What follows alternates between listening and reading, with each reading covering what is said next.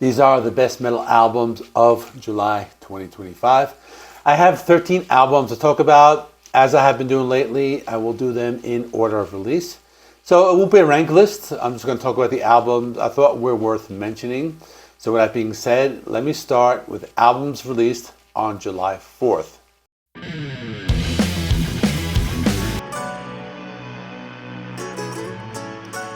First album I have for July 4th is Wytch Hazel with 5 Lamentations.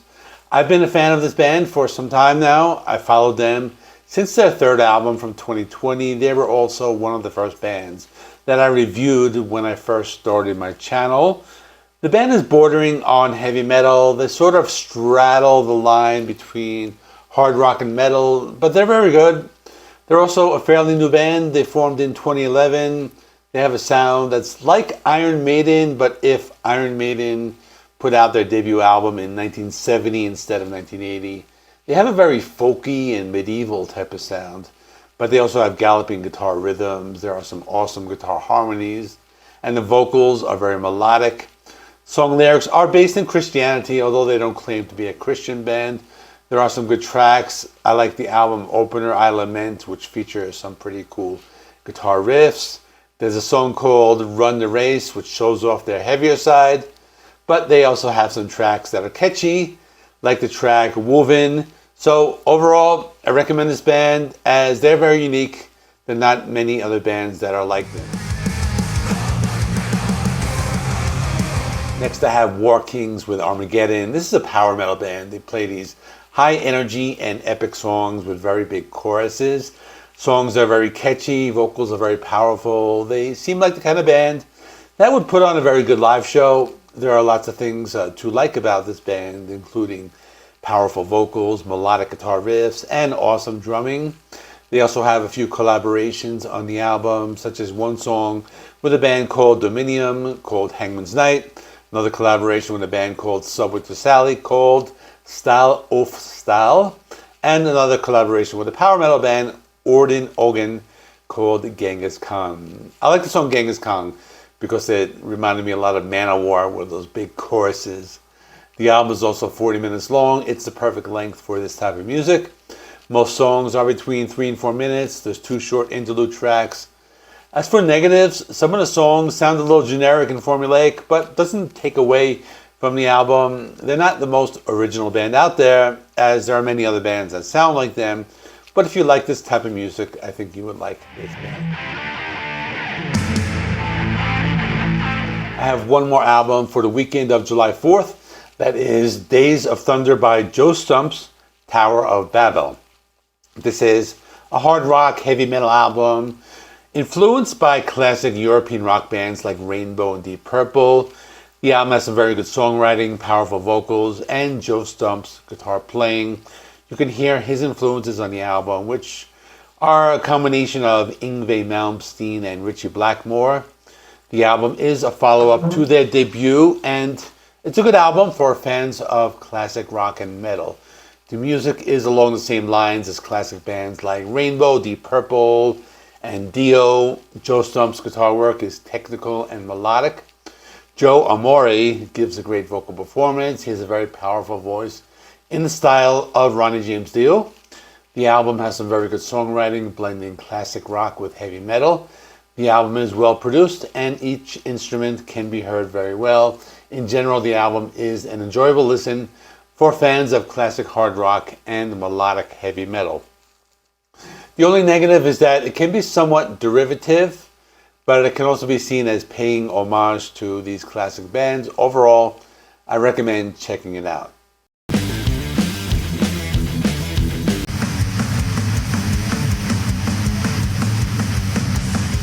The weekend of July 11th, I will begin with an underground band that I reviewed on my channel called Cronos Compulsion. The album is called Lawgiver. It's their debut album. It's only about 25 minutes long. It's a short but intense dose of death metal. The band also blends elements of doom, grindcore, and noise. It may be a short album, but it's filled with brutality, dissonant riffs, guttural vocals, and heavy drumming. As for lyrics, many songs are critiques of late-stage capitalism, but they also write about other topics related to basic human instincts and things like that. The album was recorded and mixed by Austin Minay and All Ace Studios and mastered by Brad Boatwright and Audio Siege. The album cover was designed by Liam Day. The album might not be for everyone. It's for those who love extreme metal. If you're not accustomed to this type of music, it might sound repetitive, but if you like this kind of music, it's a good, quick listen for fans of very heavy music. Next is Through Shadows by Born of Osiris. This is one of those bands that I'd heard about. I never really paid much attention to them. In general, it's an album that blends their signature gent progressive metalcore sound with electronic elements. Songs feature both melody and precision. I read some reviews where people said that the clean vocals were a weak point, but it was not something that I felt or that took away from the album. There are some standout tracks like Through Shadows, The War That You Are, and Blackwater. So for example, Through Shadows has a blend of electronica, gent riffs, and brutal vocals. In other words, the song is very intense, but the album is not just brutality from start to finish. There's more going on here. There's also melodic moments that balance out the aggressive nature of the songs. For example, there's an interlude track called Burning Light, which sounds like some atmospheric instrumental music. I'm not very familiar with their work, but when I did my research, many people were talking about how this album shows the band's ability to evolve and overcome adversity. The album also builds on their past work while pushing their sound forward. I thought it was worth a mention. It's not the type of music I gravitate to, but I found it enjoyable. Next is Philosophobia with The Constant Void, released on July 11, 2025. This was a very good release. It shows a high level of musicianship. It's progressive metal. Vocals are excellent. Vocalist is able to seamlessly switch between the clean singing and harsh growls. Clean vocals are used most of the time, but harsh vocals are used as needed. It's a solid album. Every song is well written. There are some good songs like King of Fools. This has catchy riffs, strong choruses, and the lyrics are about leadership problems and social problems. Then there's this epic two-part song called The Forgotten. Part 1 uses Greek myths, discussing environmental issues, and has the harsh and clean vocals. Part 2 is the last song. It's 20 minutes long. It has a weird spoken word section, but there are other tracks. Will You Remember? It's sad and nostalgic, but it has a good melody. F40.8, it's an instrumental. Has a keyboard solo by a guest whose name is Vikram Shankar. Then there's The Fall. This one has a lot of tension, but it's a really good song. But what makes this album different is they have a different approach to progressive metal. It's not just all technicality and guitar wankery and all that. It's a lot of really well-written songs and melodies. So the end result is an album that just has lots of emotion, good musicianship. And if you like progressive metal, definitely check it out.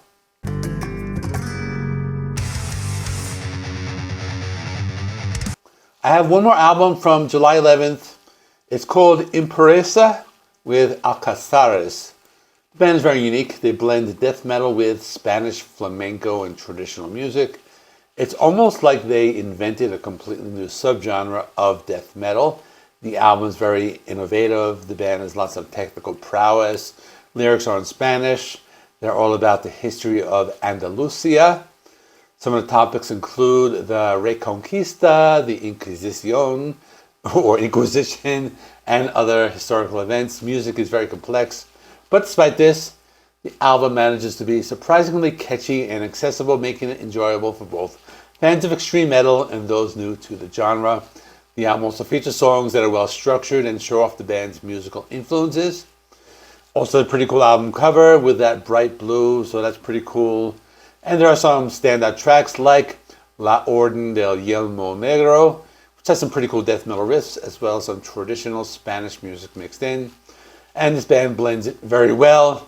Not like that recent album by Slaughter to Prevail, where they just stick in this mariachi section from out of nowhere. This band knows when and where to mix their genres. But with that being said, the production is very good. I read a few comments where some reviewers mentioned the album's production could benefit from slightly more open sound, and that would better showcase the flamenco elements and melodic details. The mixing is well done, but I also read a few comments where heavy guitars can sometimes sound a little muddy. But otherwise, it's a good album. If you like death metal that is unique, they incorporate other genres. I can't compare them to anybody. Maybe a close comparison might be Flesh God Apocalypse, but I think you should check them out.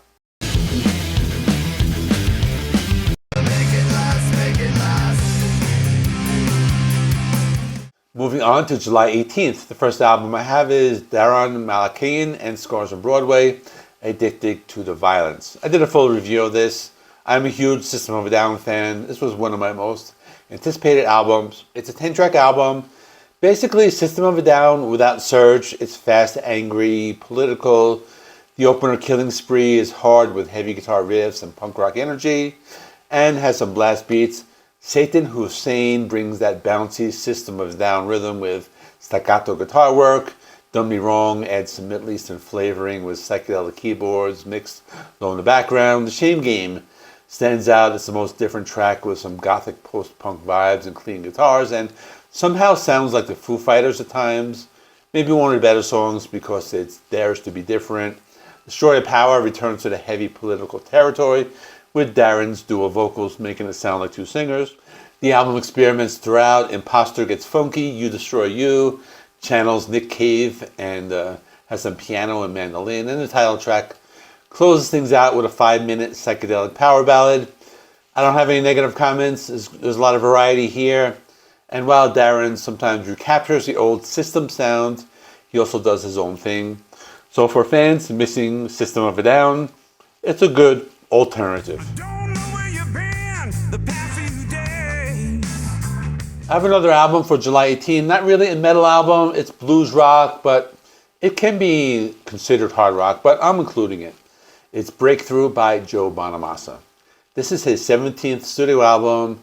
His entire career includes over 50 albums, counting all the collaborations and side bands and all other things.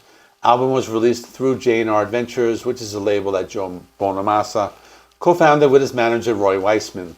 The album has 10 tracks, produced by Kevin Shirley. He's the guy behind those last few Iron Maiden albums. This is just some straightforward blues rock. It has a more stripped down sound. It's more stripped down than previous albums. The previous ones had more horns and orchestration. This is more guitar oriented, but there's more of a focus on songs instead of just solos. And there's a lot of variety on the album. There's funk, rock, blues, Texas swing, acoustic ballads, and hard rock.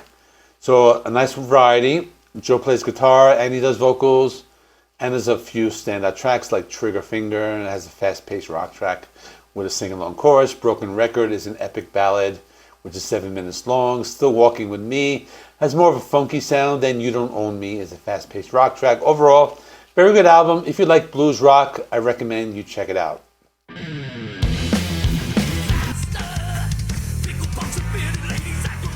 Okay, finally, we're at the last weekend, which is actually this weekend, but I'll talk about a few albums quickly.